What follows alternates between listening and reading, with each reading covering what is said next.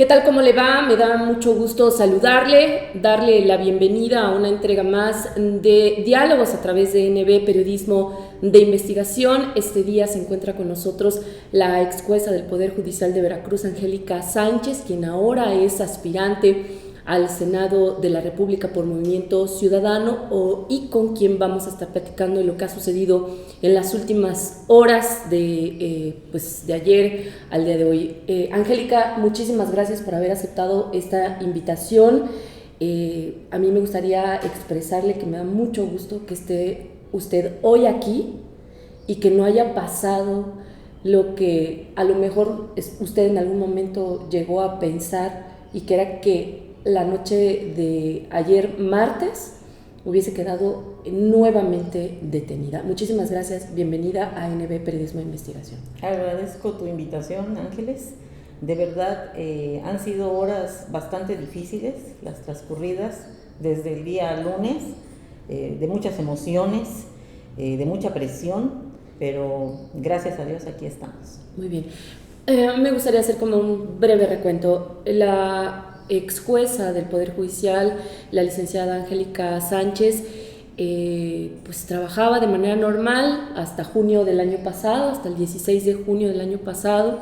Un día saliendo de su casa, ya ella nos contará lo que sucedió, pero a partir de ese momento su vida dio un giro completamente de 360 grados, Angélica, porque fue detenida por estar presuntamente implicada, con base en declaraciones del gobernador y de la fiscal y de otros actores políticos, en una liberación de un presunto delincuente que fue quien está presuntamente vinculado al crimen de un legislador veracruzano del PRI, y del que, desde mi punto de vista, nos hemos prácticamente olvidado, o el gobierno ha querido olvidarse del asunto, y entonces no sé si llamarlo como una cortina de humo para montar todo un tema con usted. Cuéntenos qué pasó con todo esto y qué ha vivido durante los últimos meses desde junio para acá. Gracias. Bueno, primeramente quiero hacer la aclaración de que yo no conocí sobre el asunto del homicidio del diputado Juan Carlos Molina. Eso correspondió a otro amparo que en su momento un juez diverso de Veracruz le dio cumplimiento, y que también su resolución de amparo fue ya tenida por bien cumplida. Por lo tanto, creo que en ese asunto lo desconozco totalmente cómo hayan sido los hechos o cómo esté integrada esa carpeta, porque yo no conocí de él. Yo conocí de una segunda carpeta de investigación que hicieron contra Itiel Palacios como probable responsable de 2 homicidios supuestamente acaecidos en la ciudad en Playa Vicente, Veracruz, en un palenque donde murieron 2 personas que eran de la delincuencia organizada. Esas 2 personas, uno de ellos jefe de plaza, y que había el señalamiento de una sola persona en contra de Itiel, diciendo fue Itiel el que mató a esas 2 personas. Ese señalamiento que había contra Itiel fue adquirido por la Fiscalía, lo digo así, adquirido, 2 años después de esos hechos, de ese palenque. Resulta totalmente sospechoso que si era un lugar donde acudieron muchísimas personas en un pueblo, solamente tuvieran un testigo, y al cual lo fueron a buscar 2 años después, quien no declaró ante una fiscalía, declaró ante un policía ministerial, que 40 días después de haber recabado esa entrevista, muere en la pandemia de COVID. El señor, el testigo supuestamente, también muere por un problema de un aneurisma aórtico abdominal. El señor estaba enfermo y fue el que dio el único testimonio contra Itiel. Todas estas circunstancias yo las recuerdo perfectamente porque analicé nuevamente la audiencia de imputación que hicieron contra Itiel, escuché nuevamente los datos de prueba, recuerdo perfectamente como si fuera ayer que esa audiencia de imputación contra Itiel en el mes de agosto del año 2021 fue una audiencia totalmente pesada, de más de 15 horas de duración. Empezamos en la tarde, continuamos en la noche, nos dio la madrugada, nos amaneció, y a las 11 de la mañana yo estaba resolviendo ya sobre el término casi vencido, bastante cansada, exhausta. Resolví como Dios me dio a entender y vinculé a proceso. Obviamente en ese momento tenía los reflectores y tenía la presión del tribunal, que estaban muy al pendiente de que no lo vayas a dejar libre, no lo vayas a dejar libre. Y bueno, dije, bueno, pues con base en lo que escuché y mis anotaciones, vinculé a proceso. Posteriormente esta persona se va al amparo, le es concedido el amparo, me lo notifican, apela al Ministerio Público porque le fue concedido el amparo para efectos, se va a un tribunal colegiado y ese tribunal colegiado confirma, no solo confirma que se le debe conceder el amparo a Itiel, sino aún más amplía los efectos de la concesión y dice, el juez de control también toma en cuenta esto y esto y esto. Me dictaron unos parámetros que jurídicamente los jueces, cuando vamos a cumplir un amparo, decimos, híjole, me dieron hasta con la cacerola, ¿no? Porque perdí muchas cosas de vista y me aboco a empezar a hacer mi proyecto de resolución, porque ya no tenía yo que escuchar nuevamente al Ministerio Público, simplemente ponerme a estudiar el audio y video de esa imputación y esa vinculación a proceso, volver a analizar los videos, volver a analizar los datos de prueba y empiezo a hacer mi resolución, una resolución que me llevó más de 3 meses hacerla, una resolución. Cuando la estaba yo elaborando, yo se lo comenté a la presidenta del Tribunal Superior de Justicia y le dije, desde ahorita te digo que ese asunto se va a caer. ¿Por qué? Porque es un asunto donde la Fiscalía acusa de homicidio a esta persona y no hay dictámenes de necrocirugía. Entonces ella se quedó muy sorprendida porque apenas venía entrando como presidenta, la presidenta Lisbeth Aurelia, venía entrando como presidenta y dice, ¿cómo que no hay necrocirugías? Pues no hay necrocirugías. Pues, ¿cómo lo puedo corregir yo eso? ¿No? El médico forense fue, vio los cuerpos de estas personas que ya las estaban hasta velando. Los familiares no dejaron que se llevaran los cuerpos, dijeron, no, ya los estamos velando, aquí no se lleva nadie nada. Entonces, a ojo de buen cubero dijo, no, pues esta persona murió de este balazo y esta de otra, lo que puedo ver. No abrió los cuerpos y pues las que somos conocedoras del derecho penal, como lo es la presidenta del tribunal, que fue mi compañera proyectista de salas, compañeras de maestría, amigas, lo digo ahora, amigas de muchos años, vecinas incluso del fraccionamiento Lomas Verdes, nos conocíamos de hace mucho tiempo. Y yo se lo dije a ella, tú y yo somos penalistas, tú y yo sabemos que un homicidio no se puede sustentar si no hay necrocirugía. Okay. Y dice, bueno, no sabemos si le van a conceder el amparo, porque todavía estaba pendiente la revisión, me avisas. Yo le dije, bueno, quedamos pendientes. Yo estimé de motu propio, y lo digo sinceramente, ya no consultarle cómo iba yo a dictar mi resolución. ¿Por qué? Porque la instrucción iba a ser, déjalo adentro, como tú puedas. ¿Sí? Inclusive los abogados anteriormente habían hecho promociones, y ahí está en el expediente físico para quien lo quiera verificar, habían hecho promociones diciendo al señor Itiel lo tienen privado de su libertad en lugares donde él está enfermo, lo tienen con enfermos que tienen enfermedades contagiosas, corre su vida a peligro, lo maltratan, él mismo necesita una cirugía. El señor estaba enfermo, yo cuando lo vi por videoconferencia lo vi bastante acabado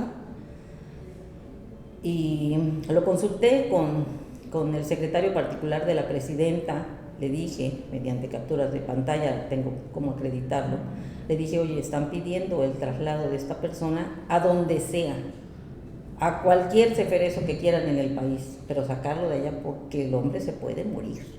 Y si se muere, la responsabilidad va a ser mía. Porque él no estaba en Veracruz, Itiel no estaba en Veracruz. No, porque estaba había sido en Saltillo. detenido en otro lugar. Había sido detenido en Veracruz, en Oaxaca lo habían detenido cuando había tratado de salir de un ceferezo de Oaxaca, me lo llevaron a Cosamaloapan y de Cosamaloapan se lo llevaron a Saltillo. Él me dijo, no, con ese asunto del que mató al diputado ni se meta, ahí déjelo, esos no se mueren, así me lo dijo. Esos no se mueren. Y yo pensé, cuánta sensibilidad, como no es tu familiar. Pero bueno, y yo con esa experiencia, yo no los voy a consultar, ¿cómo voy a resolver? Con plenitud de jurisdicción, como me lo autorizó el Tribunal Federal, resolví. Y resolví no vincular a proceso. Esa fue la molestia de la presidenta del tribunal. Que ella traía la presión, quiero pensar, del Ejecutivo, ¿no? Inclusive en la primera audiencia que se hizo de Itiel, él pidió que yo me excusara de conocer su asunto. Yo tenía pocos meses de haber llegado a Cosamaloapan como juez de control, y él, cuando le cumplieron la orden de aprehensión, ahí está en la orden, lo puso con su puño y letra, y me pidió que yo me excusara diciendo que yo había sido nombrada por el señor Eric Patrocinio Cisneros, el secretario de gobierno, como jueza, y que lo había hecho para perjudicarla. Denoté una enemistad con Eric Patrocinio, y yo le dije, no señor, yo no tengo por qué excusarme de conocer de su asunto. A mí no me nombró Eric Patrocinio, él no tiene imperio para nombrar jueces. Yo traigo una carrera judicial de tantos años, claro, y vamos a conocer de su asunto. Creo que mejor le hubiera hecho caso, mejor me hubiera excusado, porque eso fue lo que ha provocado toda esta vorágine de eventos. Y que le digo, yo di cumplimiento al amparo con cada uno de los puntos que el juez de distrito me ordenó. Cumplí punto por punto. Ese amparo ya se tuvo por bien cumplido también. Angélica, ¿qué fue lo que pasó? Es decir, el gobernador ha reiterado una y otra vez, también la presidenta creo que así fue, que en cuanto llegó la orden del juez, usted ordenó o pidió que se ejecutara la liberación de Itiel de manera inmediata, que hasta oscuras, que de madrugada. ¿Qué fue lo que realmente pasó? ¿Por qué el gobernador dice que tenía prisa porque saliera? ¿A qué se lo atribuye? ¿Qué tiene que ver los horarios con que ya saliera rápido y que incluso ya estaba la familia afuera esperando? Mire, yo eso lo ignoro porque yo no estaba allá en Saltillo, pero cuando un juez dicta una orden de libertad, en la boleta se debe decir, se decreta la inmediata libertad. Inmediato es ahorita. Todavía, la audiencia fue a las 12 del día, salimos aproximadamente de ella como a las 3 de la tarde. Dicté la boleta de libertad, vi que pasaban las horas. Ni siquiera, ¿No fue inmediato? No fue inmediato, por supuesto que no. No me acusaban de recibido en la boleta de libertad y esa era mi constancia para demostrar, ¿sabes qué? Yo ya la entregué. No me acusan de recibido, ¿yo cómo puedo estar segura que ya ellos ya la tienen? Si no me acusan de recibido. Esto se hace vía electrónica. En el reclusorio ceferezo de Saltillo daban evasivas, no me contestaban el teléfono, nos cortaron la línea, sin embargo, pues manteníamos todavía en comunicación por videoconferencia, porque se había pedido una liga, y yo le dije al de tecnologías, le dije, no me cortes esa videoconferencia, porque es la única manera que podemos tener contacto con el CFDS. No contestan el teléfono, me dicen que el del jurídico no está, que salió a comer, que fue al baño, que está con su jefe, que no me puede atender. Y así pasaron horas. Dieron las 10 de la noche después de haber emitido esa boleta a las 4 de la tarde.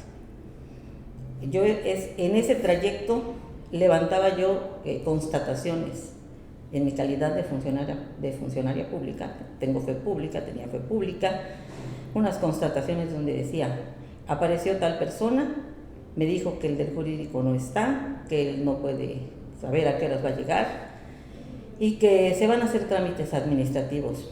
Yo les dije: ¿saben qué? Es responsabilidad de ustedes, ¿sí?, que pasen tantas horas y que no liberen. Lo cierto es que estaban fraguando, ¿sí?, no dejar en libertad a esta persona. O sea, le estaban armando otro expediente. Estaban armando otro, exactamente. Y dieron las 10 de la noche, llegó un actuario federal ahí al Ceferezo de Saltillo. Yo hablé con él por videoconferencia, me dio su nombre, asenté, llegó el funcionario de apellido Sánchez Vitela, ya constató que efectivamente no lo están dejando salir. Yo temía por la vida del señor Itiel y por la vida del abogado, que tampoco lo dejaban salir. Entonces yo dije: yo no voy a ser responsable de eso, ¿sí? Yo voy a hacer las constataciones correspondientes para asentar que no se está dando cumplimiento a una boleta de libertad que yo ya emití en base a una resolución. De eso me están acusando. Eso es lo que el Ministerio Público dice: como tú no estabas allá en Saltillo, no te puede constar que llegó ese funcionario, ese actuario, y por eso es el delito contra la fe pública.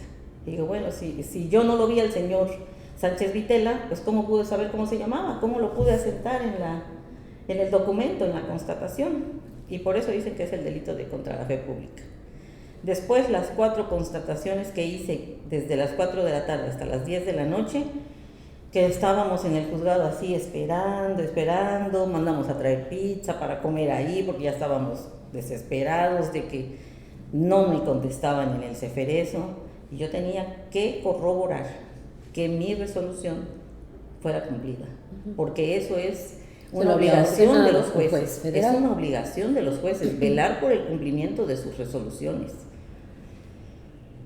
Hice estas constataciones, y por esas constataciones ahora el Ministerio Público dice que yo hice gestiones y trámites para beneficiar a esta persona. Esas no son gestiones ni trámites, ¿sí?, para acreditarme, para tratar de imputarme nuevamente el delito de tráfico de influencias. Pero bueno, ese ha sido el criterio, eso es lo que pide la Fiscalía en mi contra en esta nueva imputación que me hicieron el día de ayer. Pero nada más, pausa. Sí. Después de esta situación con Itiel, que prácticamente teníamos por ahí como olvidada, por decirlo de alguna manera. Ay, que no salió. Bueno, ok, que no salió, porque salió hasta la madrugada. Y lo volvieron a aprender. Y lo volvieron a aprender ahí ya los elementos. O sea, se logró el objetivo que ellos estaban buscando. Bueno, luego, Angélica, usted acude a la Cámara Alta, al Senado de la República, donde les hicieron un reconocimiento.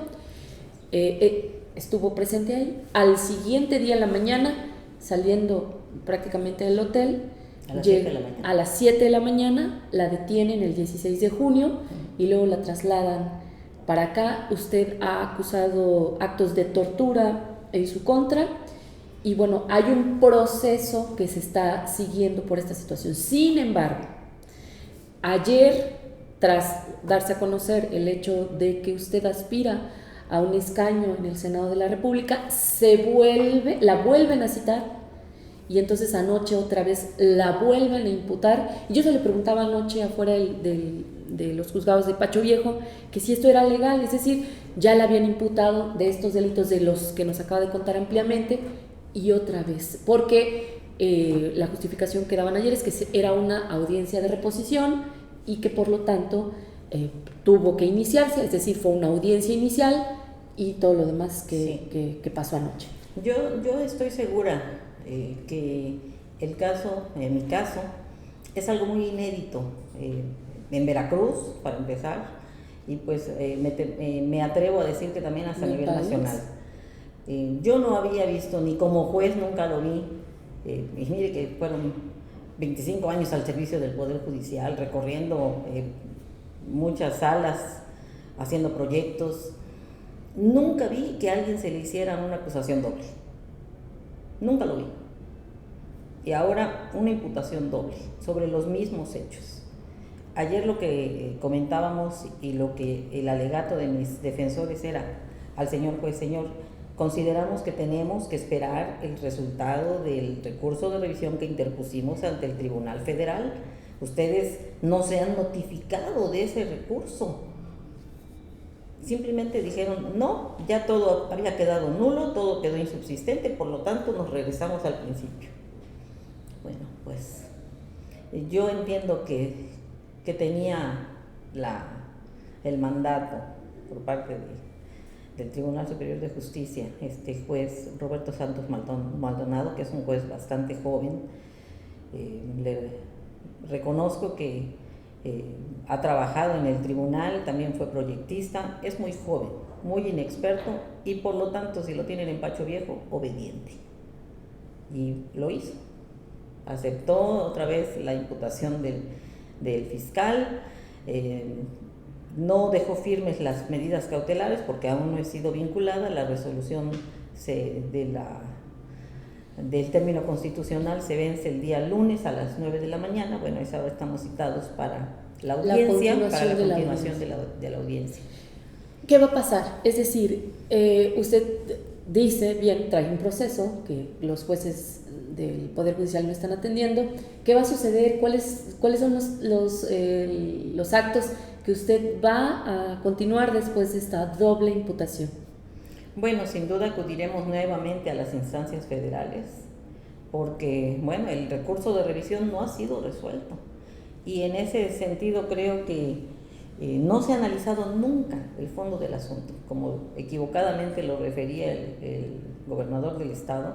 El fondo del asunto ninguna autoridad lo ha revisado. Okay. Lo que se revisó fue una suspensión. ¿Hubo violación a la suspensión o no? El tribunal colegiado dijo no la hubo, nosotros lo acatamos, aunque le digo, sí es cuestionable ese criterio, porque cuando yo llevaba mi suspensión en mano en la Ciudad de México el día 16 de junio, contra cualquier orden de aprehensión, contra orden de aprehensión que se hubiera girado en mi contra, ellos ya habían contestado, no, yo no he girado ninguna orden en su contra. Así lo contestaron, porque yo lo promoví desde el día 9 de junio. Y contestan que no habían girado ninguna orden, pero el 16 de junio sí la giran. Entonces dicen ellos, bueno, yo la giré después, entonces no violé esa suspensión. Okay. Y por eso es que el tribunal colegiado dice, bueno, fueron actos futuros. Sin embargo, nosotros y mi cuerpo de abogados dijeron, vamos a promover una suspensión porque sí tenemos la sospecha de que nuevamente vayan contra ti, claro, con una orden de aprehensión. Y yo se los decía mucho a los policías ministeriales en Ciudad de México, me sorprende su eficiencia para cumplir una orden de aprehensión el día que se giró, porque se giró el 16 de junio, a las primeras horas de la madrugada del 16 de junio, es así, la gestaron en la madrugada, y a las 7 de la mañana me la estaban cumplimentando en las puertas del hotel en Ciudad de México. Y yo les dije, ¿cuánta eficiencia? Me sorprenden, de verdad, porque en los juzgados hay miles de órdenes de aprehensión que nadie cumple, de las que nadie se acuerda, por delitos verdaderamente graves. Ahí están, archivadas, guardadas, dormidas. Sin embargo, a mí, que me ubicaron por el reconocimiento que me hicieron ayer en el Senado, vienen hasta con la Fiscalía Antisecuestros, como si fuera yo delincuente peligrosa, ¿no? Claro. Entonces, ahí se ve la fuerza del Estado contra mí. Así es. Ayer usted también decía una situación, antes de ingresar a esta audiencia, preguntaba que si ya le quitaron una vez la libertad, ¿qué es lo que están buscando ahora? ¿Si quitarle la vida? Eso creo que fue una pregunta que lanzó al gobierno, y yo quisiera preguntarle en ese sentido, ¿eso es lo que teme Angélica? ¿Y qué va a hacer? Ahora va a ser o es ya pues aspirante al Senado de la República y por lo tanto, con base en las órdenes del Instituto Nacional Electoral, usted tiene derecho a cierta protección por parte de las fuerzas federales. ¿En qué momento lo va a hacer? Si está temiendo alguna otra situación. Bueno, definitivamente sí temo por mi vida, porque yo ya los vi que son capaces de todo. Si fueron capaces de sembrarme droga, usted me ve el tamaño que tengo. Soy una mujer pequeña, de 58 años de edad, que no fumo, no tomo, mucho menos me drogo, que me sembraron droga, me sembraron unas bolsitas de polvo blanco que no sé qué era, me hicieron disparar una pistola diciendo que yo había agredido a los policías. O sea, son mentira tras mentira, son capaces de todo. Entonces, sí, y me lo decía mucho la gente en Pacho Viejo, las compañeras en el reclusorio que me tocó escuchar sus historias, me decían, si eso hacen contra ti, que eras jueza, ¿qué no hacen contra nosotros? ¿Qué no pueden hacer con el ciudadano de a pie? Es preocupante que se fabriquen delitos, porque esos dos delitos de la agresión contra los policías y la de la posesión del narcótico, que no sé qué era, son delitos totalmente fabricados. Entonces, ¿qué le espera al Estado de Veracruz en esas condiciones, con esa fiscalía, con ese poder judicial a modo, sumiso a lo que la fiscalía pide? Así lo vemos. En mi audiencia de ayer dejaron entrar a los medios de comunicación que nunca nos lo comunicaron a nosotros y que a otros los dejaron afuera. No sabemos por qué, pero es evidente que esta fabricación de delitos ha perjudicado al Estado veracruzano, porque ellos lo que buscan decir, estamos luchando contra la inseguridad, y elevan sus números y publican sus sentencias de condena cuando ni siquiera han causado ejecutoria. No sé si esa es la manera de decir que están trabajando, inventando delitos, porque la cosa no es así. Movimiento Ciudadano la respalda. Movimiento Ciudadano me respalda y ya soy virtual candidata, no soy aspirante, soy virtual candidata. Okay. Entonces, seguiré luchando, pediré esa protección para mi vida y la de mi familia, aunque estos tiempos electorales son difíciles, lo asumiré con valor, con fuerza, con la protección de mi Dios, que yo sé que también el pueblo cristiano, no solo del estado de Veracruz, sino de otros estados, en otros países, me brindaron su apoyo. Mucha gente me conoce, me ha tratado, saben que no soy una mujer firme de palabra y de creencias y convicciones también firmes. Angélica, pues yo le agradezco muchísimo que haya aceptado esta invitación a NB Periodismo de Investigación. No sé si quiera agregar algo más. Pues sí, quisiera yo agregar que en estos tiempos que vienen elecciones, el pueblo de Veracruz medite su voto, lo piense bien y que vea los tiempos que estamos viviendo. El pueblo de Veracruz no está seguro bajo este gobierno. Mucha gente están privados de su libertad, mucha gente se le inventan delitos, ya no debemos seguirlo permitiendo. Voy por ese escaño en el Senado y con la ayuda de Dios y el voto de los veracruzanos podemos llegar, podemos lograr muchas cosas. Muchísimas gracias, de verdad, Angélica, apreciamos muchísimo que haya concedido esta entrevista, sobre todo porque lo que pasó anoche y el día de ayer fue realmente grave y era importante que los ciudadanos lo supieran. Así que también a todos ustedes que nos hacen el favor de acompañarnos, muchísimas gracias. Los invito a continuar a través de NB Periodismo de Investigación. Que tengan un excelente día. Muchas gracias. Gracias.